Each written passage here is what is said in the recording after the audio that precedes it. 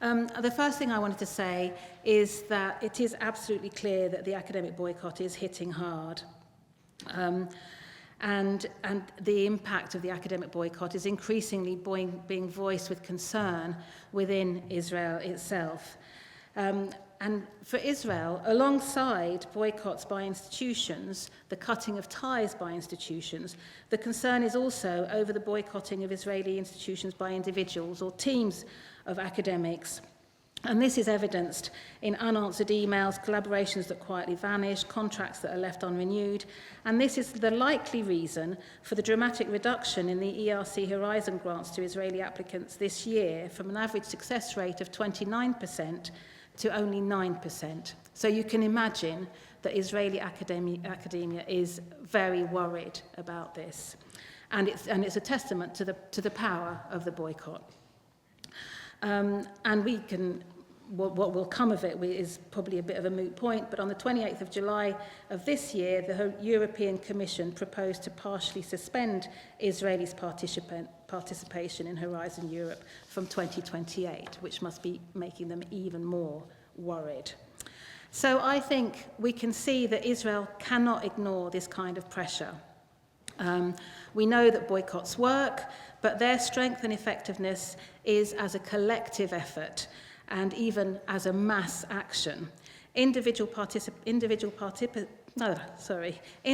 participating need the confidence of knowing that they are part of a visible movement of academics. This is the thinking of the academics in Sweden who've launched a boycott of cooperation with Israeli institutions. So far, over 2,700 academics, including hundreds of professors, have signed the boycott declaration. Here, in the UK, the vehicle for making the boycott actions of individuals academics a visible, collective action is the Academic Commitment for Palestine, a copy of which you should all have. As David outlined in his talk, the booklet launched this evening is designed to provide compelling arguments for boycott. And as Ed made, it's not enough to have the arguments, we have to move to action. And it's based on those arguments that the Academic Commitment for Palestine is the way in which individual academics can join their voice to the ever louder clamour for justice for Palestine. The academic boycott, as people have said, applies to all Israeli universities, but it doesn't apply to academics employed at Israeli universities in their individual capacities. And as we heard from Neve, there are a small proportion of anti-Zionist academics who are in favour of the boycott, who see its value. So it's important that we see the pressure being exerted on the system and the institutions. There are two elements of the academic boycott. The individual commitment of scholars to cut formal ties with Israeli institutions, and that includes not submitting papers to Israeli journals, not attending conferences in Israel, not engaging in joint projects with Israeli institutions, not engaging with activities or organising that normalise Israel settler colonial project, and not accepting any Israeli academic prizes or grants. The second is the institutional boycott. And this is where we as individuals need to also be putting pressure, because we want our institutions to withdraw from joint ventures with Israeli institutions. We want the termination of exchange programs with Israeli institutions, the refusal to host Israeli scholars representing Israeli institutions or the Israeli state, as opposed to presenting research in their own personal capacities.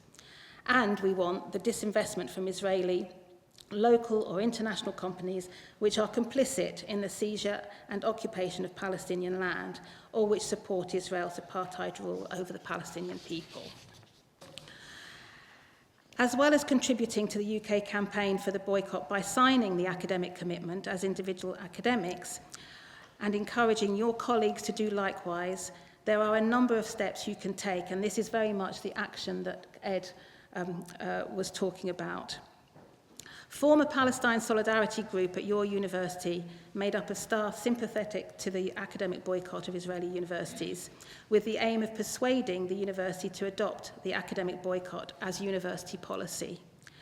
In the trade union branch at your university, propose a motion to adopt the academic boycott, circulate this booklet, our booklet that we're launching tonight. We want copies in all universities being disseminated to all academics. You need to raise it for discussion and then propose motions in departments, schools and faculties to adopt the academic boycott as policy. We need to raise the discussion with staff representatives and then propose motions to adopt the academic boycott as the policy of academic boards and university senates. And we need to raise the discussion and then propose motions to adopt the academic boycott as university policy with boards of governors and university councils. At every level of university functioning and university structures, we need to be raising the issue and pushing for our academic boycott.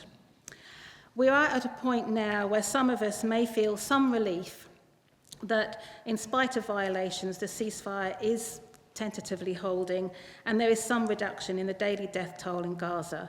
But the so-called peace plan is vague, steeped in anti-Palestinian bias, and offers no viable pathway to lasting peace or justice. The boycott, divestment and sanctions movement has deemed it a scheme primarily designed by Israel's fascist government to save it from its unprecedented global isolation.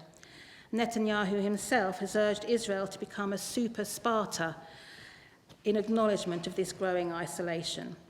So we must beware the ceasefire and peace plan, with all their flaws, we must beware of those being used to argue that boycott is no longer needed. It very much is. Valuing academic freedom alongside justice means that we have to continue doing everything we can to protect and advance the fundamental rights and academic freedom of fellow academics and students, and maintain this position until the State of Israel complies with international law, respects universal principles of human rights. Signing the commitment and joining the boycott is something, and I would even say the least, we can all do. Thank you very much.